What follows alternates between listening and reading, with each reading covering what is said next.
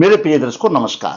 प्रिय दर्शकों, ऋषि ज्योतिष में मैं आपका दिल से स्वागत करता हूं और आपका बहुत धन्यवाद देता हूं कि आप मेरे वीडियो बड़ी उत्सुकता से देख रहे हैं। आशा करता हूं आगे भी देखते रहेंगे।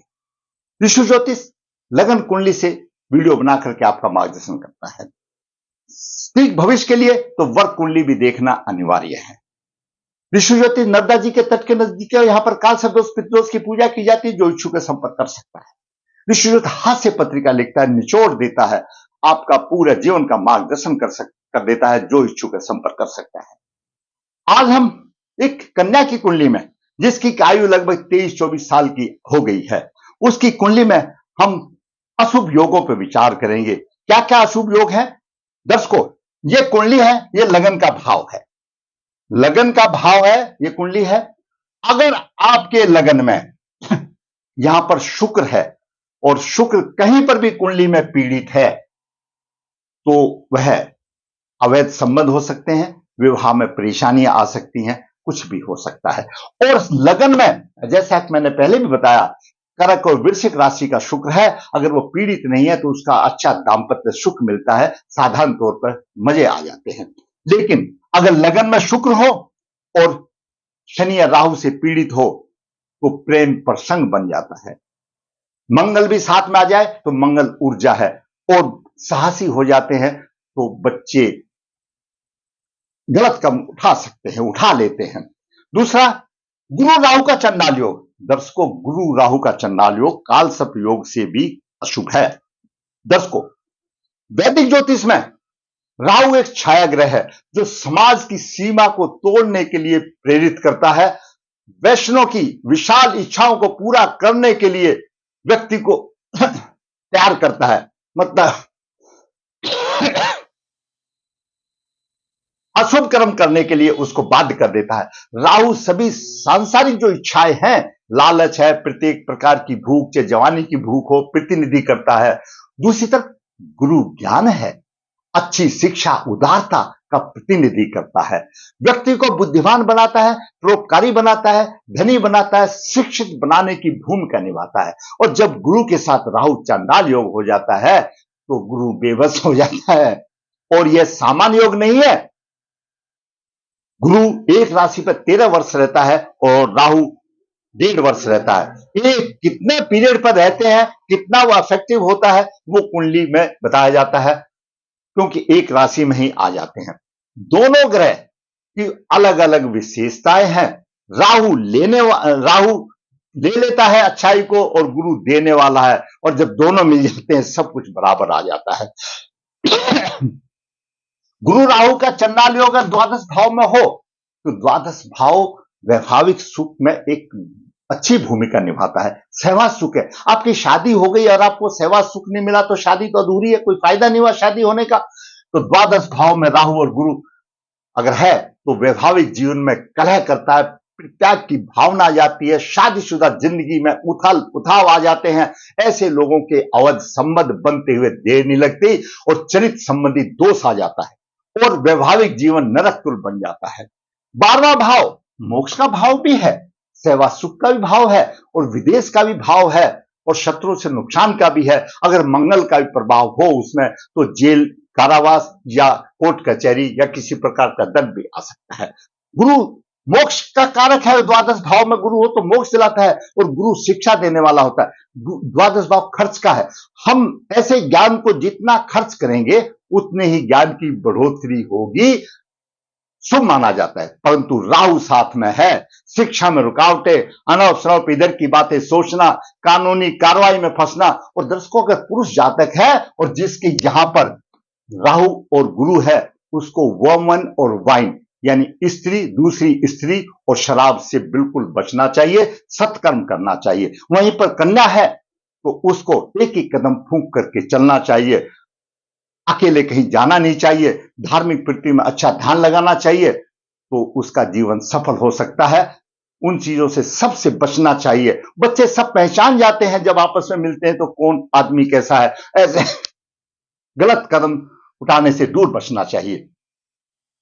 दर्शकों बताया नवम भाव का स्वामी या नवमेश अगर पाप प्रभावित हो तो अंतरजातीय विवाह भी बन सकता है। इसमें प्रेम विवाह हो रहा हो और अष्टमेश का योगदान हो तो बदनामी भी हो सकती है। मैं सकता इसलिए बताया दर्शकों, ये कुंडली में योग होते हैं, लेकिन परिस्थिति के अनुरूप में योग काम करते हैं। देश काल परिस्थिति सबसे बड़ी है। जैसा कि मैं आपको बताऊं, पहले कोरोना काल में पूरा भारत का संसार जाम हो गया। क्या उस टाइम पर कुंडली में विदेश योग नहीं था? कोई नहीं गया। लेकिन जब परिस्थिति ऐसी आ जाती है तो योग काम नहीं करते, असफल हो जाते हैं। दूसरा, जैसे अगर आंधी आ रही है, आप आंख खोल के खड़े रहोगे तो आपकी आंख में धूल जाएगी। अच्छा होगा आप बैठ जाइए, जब आंधी चली जाएगी खड़े हो जाइए। तो कहने का मतलब है, जब ऐसी परिस्थिति से दूर रहो जो कि इस तरह से बात बने, तो बच जाओगे और वो खराब समय टल जाएगा और आप बच जाओगे। ये बहुत ही जरूरत है।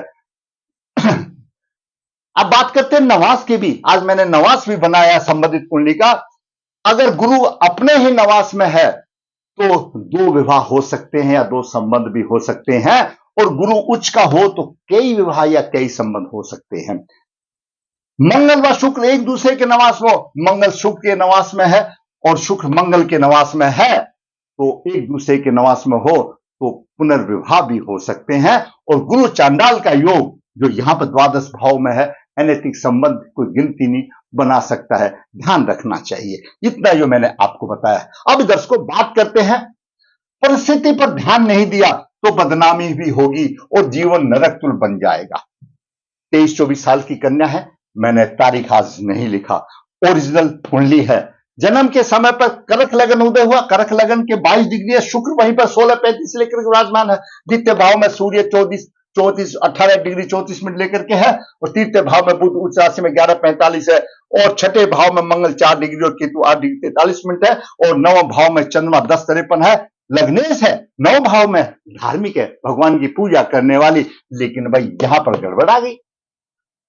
एकादश भाव में सप्तमें षष्ठमें शनि है, 20 डिग्री लेकर विराजमान है, और द्वादश भाव में राहु गुरु का चांडाल योग है, जो मैंने आपको बता दिया। दर्शकों, लगन में शुक्र है, शनि से पीड़ित है, मंगल से पीड़ित है। प्रेम विवाह प्रेम प्रसंग का योग बन गया। परिस्थिति नहीं बनने देना चाहिए। आप परिस्थिति को अवॉइड कर दो, नहीं होगा। दूसरा, गुरु राहु का चांडाल योग है। मैं पूरी व्याख्या आपको बता दी। परित्याग की भावना हो सकती है, विवाह हो गया तो तलाक भी हो सकता है, अवैध संबंध भी हो सकते हैं। हमारे देश में बहुपत्नी नहीं है, एक ही पत्नी रखने के लिए कानून है। लेकिन ऐसे योग कब फलित होते हैं? तलाक हो जाता है, पत्नी की मृत्यु हो जाती है, या अवैध संबंध बन जाते हैं, तो ये सब इन योगों का उपाय है, ये योगों का प्रभाव है। तो दाम्पत्य जीवन खराब आ जाता है। परित्याग की भावना आ जाती है। और नवास मैंने आपको बता दिया, इसी कुंडली का नवास है, गुरु अपने नवास में और मंगल शुक्र यहां पर है। तो इस जातक की ये ऐसे योग बन रहे हैं। कर्क राशि में शुक्र शनि और मंगल से पीड़ित है, गुरु राहु का चांडाल योग है, नवेश गुरु नवेश राहु से पीड़ित है, प्रेम विवाह में अष्टमेश शामिल है, बदनामी होगी। बुध की महादशा चल रही है और शनि की अंतर्दशा आ रही है। ऐसे बालक को बचना चाहिए, परिस्थितियों से दूर बचना चाहिए। उपाय ज्यादा से ज्यादा भगवान की तरफ लगाना चाहिए। कहीं अकेले घूमना, कहीं जाना, वो भी नहीं करना चाहिए। अपना एक ही कदम फूंक रखना चले। परिस्थिति चली जाएगी, जब ठीक हो जाएगा सब कुछ ठीक हो जाएगा। दर्शकों, पितृदोष तो है, पिछले जन्म के कुछ कर्म ऐसे रहे होंगे तब आया। इस सिर्फ 2 कुंडली में पितृदोष पहचानना थोड़ा सा असंभव की बात है। सटीक के लिए तो कम से कम षड्वर्ग सप्तवर्ग देखना अनिवार्य हो जाता है। और वैसे भी दर्शकों, हमने पढ़ा है 64 प्रकार का पितृदोष कुंडली में आता है, और भारतवर्ष में 64 जगह पर लगभग इसका निवारण होता है। किस किस की बात करें, तो जो भी आता है अपने पूर्व जन्म के अशुभ कर्मों का प्रायश्चित करके पितृदोष निवारण करें। और जो शनि और मंगल से शुक्र पीड़ित है और गुरु राहु का जिनका चंडाल योग है, उनकी शांति करा करके अपना जीवन सफल बनाया जाता है। सबसे जरूरी है परिस्थिति ना पैदा होने दे तो कुछ नहीं होगा। मैंने एक कन्या की कुंडली का लेकर आपका मार्गदर्शन किया। हो सकता है आपके बच्चे में भी वो समय रहते हुए जाग जाओ। हमारे बच्चे जब अच्छे पढ़ते हैं तो यही रहता है, हाँ हमारा बच्चा तो बहुत जा रहा है। जब ग्रह की दशा अंतर्दशा आती है तब फिर ऊपर नीचे देखना पड़ जाता है। समय रहते जाग जाइए, अपने नजदीकी ब्राह्मण से, पंडित जी से, आचार्य से, किसी से भी, 3 से भी कंसल्ट कीजिए और अशुभ योगों का उपाय कीजिए शास्त्रों के अनुसार से, तो ताकि बच्चों का जीवन आसान हो सके। मैंने इतनी महत्वपूर्ण कुंडली में जो अशुभ योग है उनको लेकर के आपका मैंने मार्गदर्शन किया। अगर आपको मेरा वीडियो अच्छा लगा तो आप शेयर करें, और दर्शकों जिसने मेरा चैनल सब्सक्राइब नहीं किया सब्सक्राइब करें, ताकि मेरा मनोबल भी ऊंचा हो और इसी प्रकार में वास्तु कुंडली का विश्लेषण करके आपका मार्गदर्शन करता रहूं और मेरे चैनल की भी ग्रोथ हो। धन्यवाद।